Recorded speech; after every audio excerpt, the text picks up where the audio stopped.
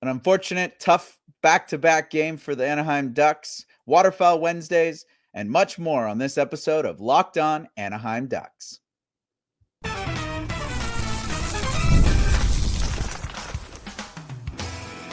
You're Locked On Ducks, your daily podcast on the Anaheim Ducks, part of the Locked On Podcast Network, your team every day.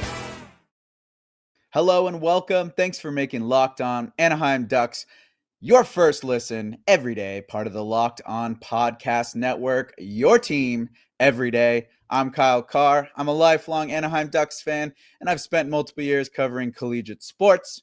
Now, coming to you, talking about the Anaheim Ducks. Today, they had a back-to-back against Vancouver, and we're going to talk about kind of just a recap of that game and what happened in that game. Then I'm going to be bringing to you a new segment called Waterfowl Wednesdays, talking about things that maybe aren't going so well for the team, injuries, penalties, stuff like that. And then we're going to get into the special teams and just kind of break down what's been happening with the team there. So first off, though, let's get into tonight's game against Vancouver. With the back-to-back, it was just unfortunate for this team. They kind of off the hop came out a little sluggish. You could tell right in the first period, there was really a lack of offense. Not much really happening for the team. Coming out of the first period, the shots were 17-5 for Vancouver. Definitely not the start that you wanted. However, the Ducks did get the first goal with another Sam Colangelo tip. Start calling him the pinball wizard, as he's gotten 2 deflection goals today, or in the last 2 days, basically in the last 24 hours. Like I said, there was a lot of shots from Vancouver in the first period. Luckily, the Ducks were doing pretty structurally well on defense in that first period. They were keeping them to the outside perimeter, not really allowing them to get in. The only thing that was kind of an issue was the Vancouver Canucks forwards were crashing the blue paint quite a bit, but not too many high danger chances were able to get through, just with the way that they were collapsing the house there in the defensive zone. Moving into the second, Vancouver again came out. All the shots were going Vancouver.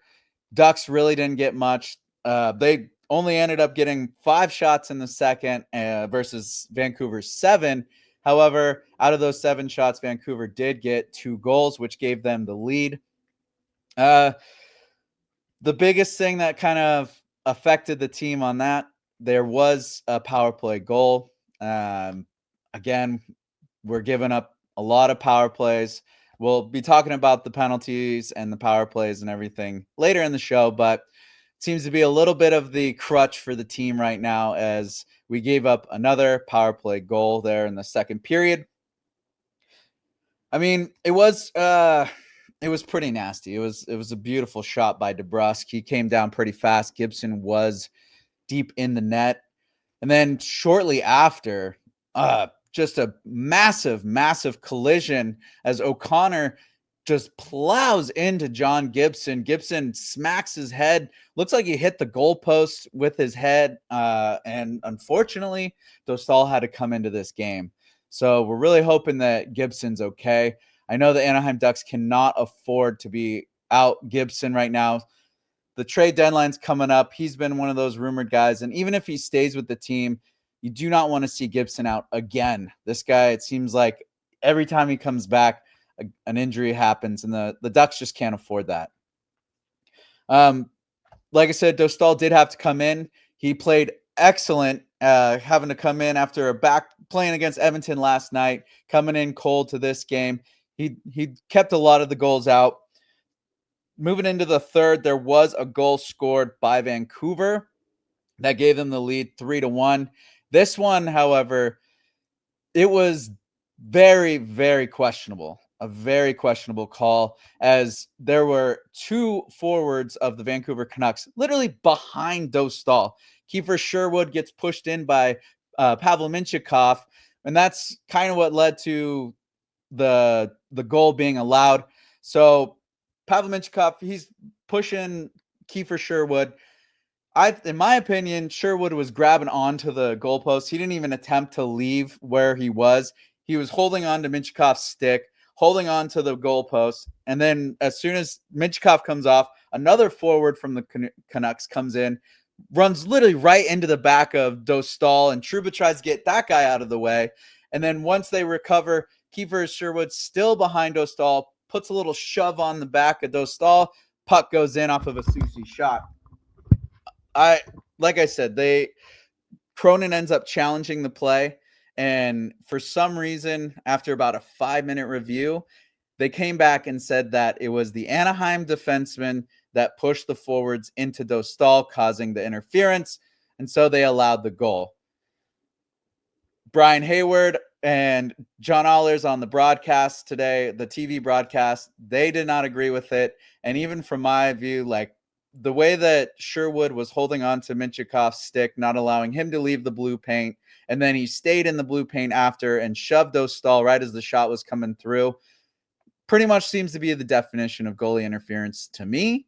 But with the way that the goalie interference rule has been going, it's up in the air. No one, I don't think anyone, even the officials, know what goalie interference is going to be after a challenge like that. So, of course, Ducks get another penalty for delay of game. Luckily, the Vancouver Canucks did not score on that one. Later in the game, Dumoulin comes in with a beauty follow through off of Lundstrom's shot. Lundstrom comes in and Dumoulin's right there following the play and pops one in. Ducks get within 3-2. And they came down with the goalie pulled towards the end of the game, excuse me. And unfortunately, they could not capitalize on that empty net type scenario. There was a couple of chances, and it was just, honestly, I think the tiredness of playing back-to-back really caught up with the team. It was really, really noticeable in the second period. You could see just making sluggish plays. There wasn't a lot of connection. I think there was at one point 4 icings in a row off of the kid line of McTavish, Colangelo, and Gauthier. They were out there for about 2.5 minutes because of the icings. So very tired squad. Vancouver took advantage of that. They were crushing, using a lot of physical play. They had the higher number of hits throughout the game, higher number of shots.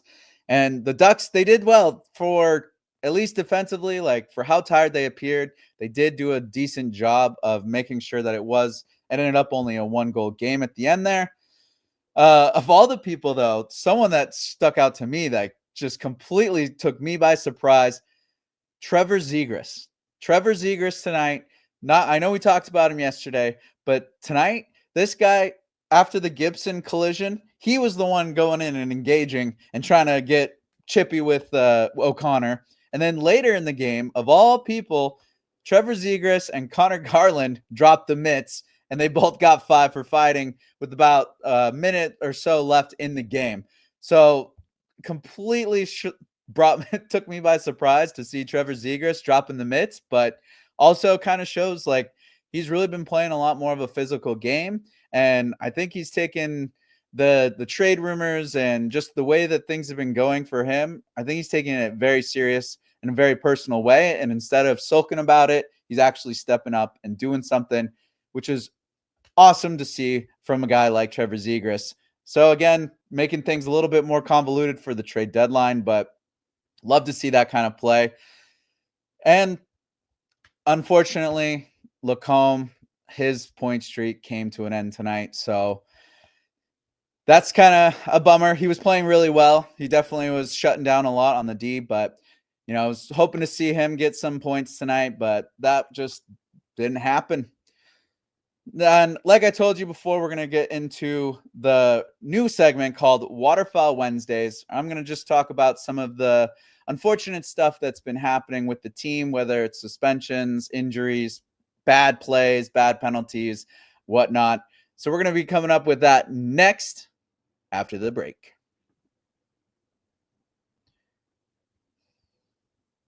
When the game tips off, the NBA action is getting started, and there's no better place to get in on it than FanDuel, America's #1 sportsbook. With FanDuel, you can place live bets throughout the game, so even if you miss the opening tip-off or want to bet on a fourth quarter comeback, you can stay in the action. And if you're looking for a bigger payout, you can even combine your live bets into a same game parlay. I mean, I love using FanDuel's when you're watching a game. I'm not really the biggest NBA basketball guy, but FanDuel makes it to where I actually am interested in the game and start paying a lot more attention because you get to pick some pretty awesome bets on there, quick and easy to get involved, and makes you a little bit more intrigued by who's actually playing and who's starting the game. Right now, new FanDuel customers can get $150 in bonus bets if your first $5 bet wins. That's right, you heard me correctly, $150 off of your first $5 bet win. Just visit FanDuel.com to join today. That's FanDuel.com for your shot at $150 in bonus bets. Make every moment more with FanDuel, the official sports betting partner of the NBA. All right, we're back, and we're going to be introducing a new segment called Waterfowl Wednesdays. This is going to be a little segment that I'm going to have every week talking about the injuries that happened the last week, any suspensions, any bad plays, bad penalties. Next week, obviously, after the trade deadline, we're going to have a little bit more to talk about with how that goes, whether we think it was a win or a loss. But for this week, we got to catch up with some of the happenings that have gone on the last week. Everyone, if you've been paying attention to the Ducks, you know that Trevor Zegras did get a 3-game suspension after a high hit in the game against the Red Wings, and it was very noticeable when he was out of the lineup. When he finally did come back, he's been making an impact in the last 2 games, playing offensively sound, getting engaged in the forecheck a lot more, and he makes just a lot more depth for the team. Creates a lot more possession time. Even in the game tonight, when it was there, you could tell the wind was out of him after that back-to-back. He was still getting engaged. Him and Killorn seemed to be the battlers for that first line, and Karlsson just sits there waiting for the puck to come loose as the center. He plays a really strong game as well. So it's really good to see Zegras come back and to allow Mason McTavish go down to that third line and help out Colangelo and Gauthier. So the depth right now for the Ducks is good, but we can't be having players going out due to suspensions like that. So hopefully moving forward, Zegras and the rest of the team doesn't cause any kind of suspension like that. You know, we got Trouba on the team and Gudis. Sometimes they get a little engaged physically. So far they've been decent without having to deal with any suspensions, but we can't afford to have, the Anaheim Ducks cannot afford to have people out due to suspension. There was an injury that did take out Robbie Fabry. That's how Colangelo has entered the lineup. He got injured in the Buffalo game, and he got put on IR by the team on the 27th of February. That game was on the 25th with Buffalo, and now not sure what's going to be happening with him, if he's going to be coming back anytime soon or if he's going to be a piece on the deadline. When people go to IR, it does make it a little intriguing and difficult for the GMs to get the player out there because you don't know how long they're going to be out and if they're going to come back as the player they were before they left. But we love to see Fabry on the Anaheim Ducks squad. So hopefully he stays around. If not, I hope he recovers pretty quickly and ends up on a decent team at least. And maybe the Ducks can get back something pretty well for that. Like I mentioned earlier today, unfortunately, John Gibson did leave the game and Dostal had to come in after he got ran into by O'Connor. Looked like he got hit in the head pretty decent. He was a little shaky when he did come off the ice.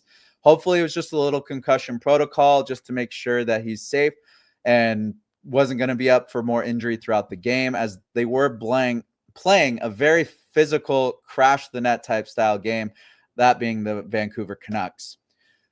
Hopefully, we know Gibson's hit injury record. He tends to have a lot of injuries. It seems to be a lot of the qualms amongst the fan base that with how much Gibson is being paid, he does end up being injured quite a bit.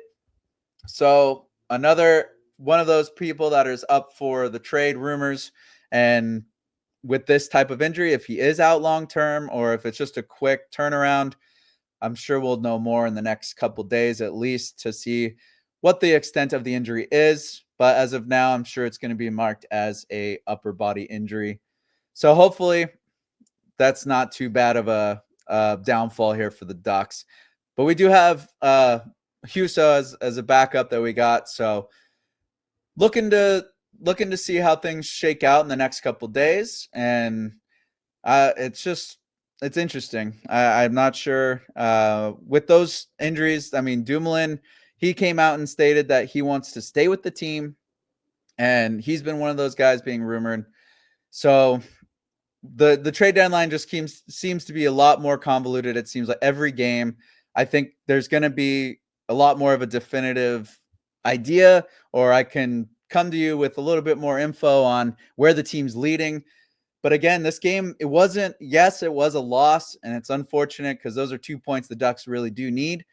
But it also wasn't a bad loss for how tired they were on a back-to-back game. The way that they played, they are still playing really good hockey.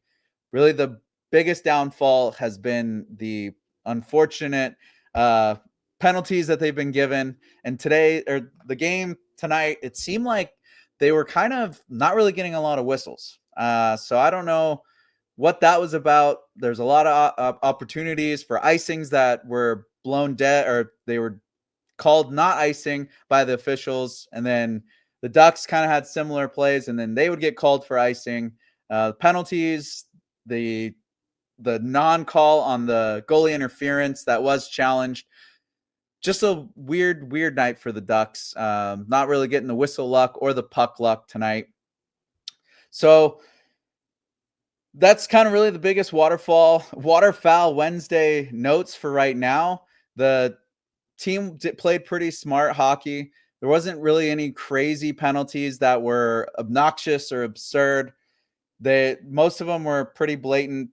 One was a little iffy. They called it a roughing, but looked like the Vancouver player went down kind of easy, I should say. So overall, though, not too much to complain about with this team at the moment. It's a pretty decent spot that they're in. We hope that they can recover from this back-to-back and come back strong on Friday against St. Louis. But with the trade deadline in between that, who knows what the locker room's even going to look like by Friday. So that's pretty much the only Waterfowl Wednesday I got for you. Next week, I'm sure we'll have a lot more to talk about after the deadline has passed. So make sure you tune in next Wednesday for another Waterfowl Wednesday. One of the things that we do got to talk about is our special teams. The Anaheim Ducks special teams has been a little rough. It's been a tough season for them all year. We're going to get into the power play percentage, the penalty kill percentage, and just kind of compare those numbers and how much the special teams has either helped or hindered the team in our next segment.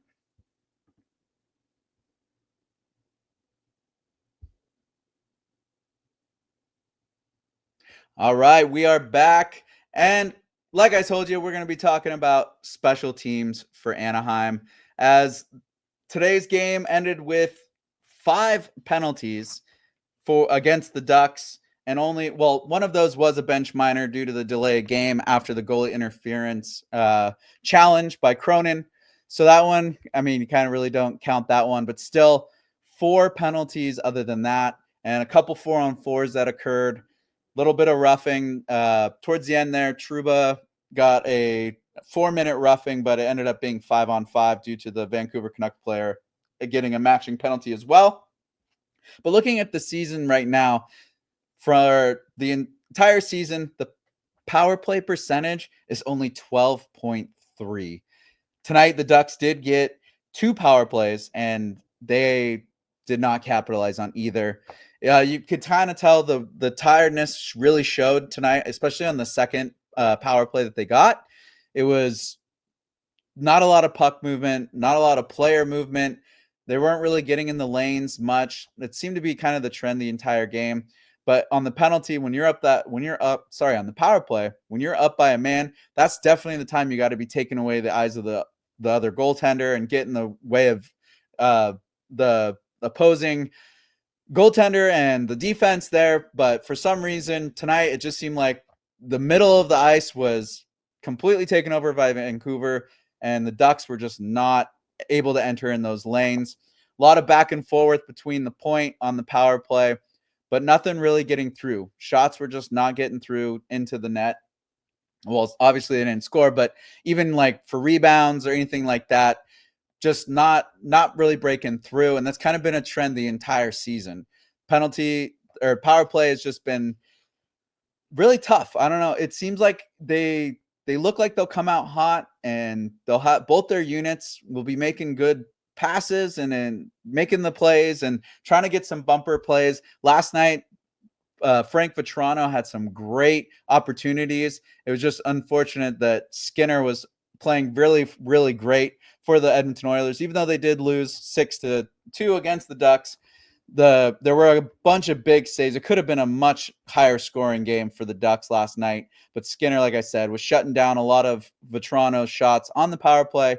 Tonight, though, not many of those passes or plays ended up connecting. There was a couple passes that they would come in, and it was either just into space or Ducks players got their sticks lifted or they just weren't there. And that is a huge sign of being a tired team.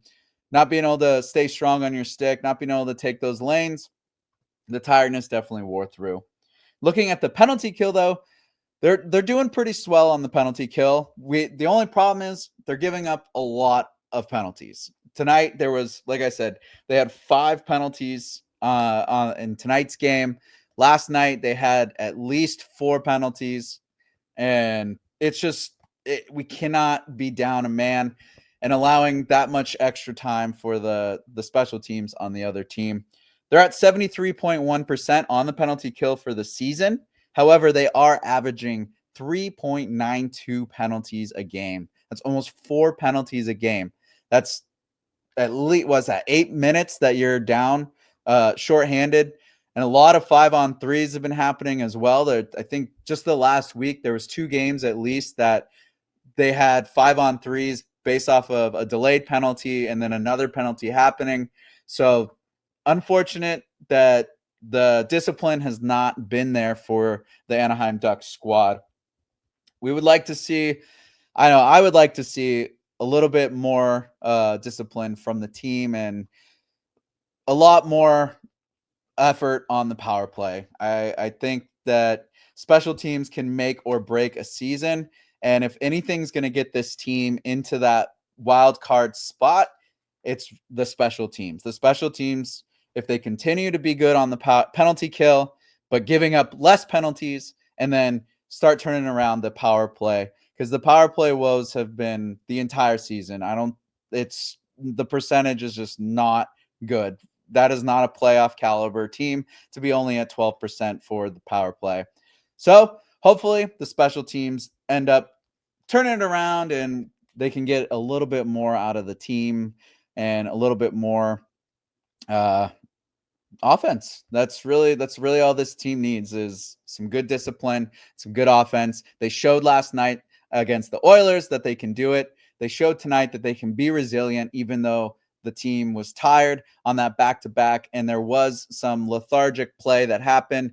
You could tell that there was just not the brain wasn't working as well as last night, and that tends to happen when you're tired, exhausted, passes don't go where you want, or you make plays too quickly, or just try to get rid of the puck. So, and discipline obviously is a huge thing that can happen when the tiredness kicks in. You start taking bad hookings, bad trips, or you start making rough plays because you're frustrated and you get those roughing or boarding calls in the corners. So definitely need to see the team step up. That younger team, the younger boys, they'll get it. They're going to get it down. They'll figure it out. I got faith in the Ducks squad right now. And this push for the next month and a half is going to be very, very interesting to follow. And you can always follow a lot with me every day. We'll be covering the team Monday through Friday on Locked On Anaheim Ducks. You know where to turn for your first listen. So thank you for making Locked On Anaheim Ducks your first listen today. For your second listen, always check out the Locked On NHL podcast, bringing you the daily league-wide stories that matter with the local coverage you love from Locked On. Find Locked On NHL on YouTube or wherever you listen to podcasts. Have a great one. Be good out there.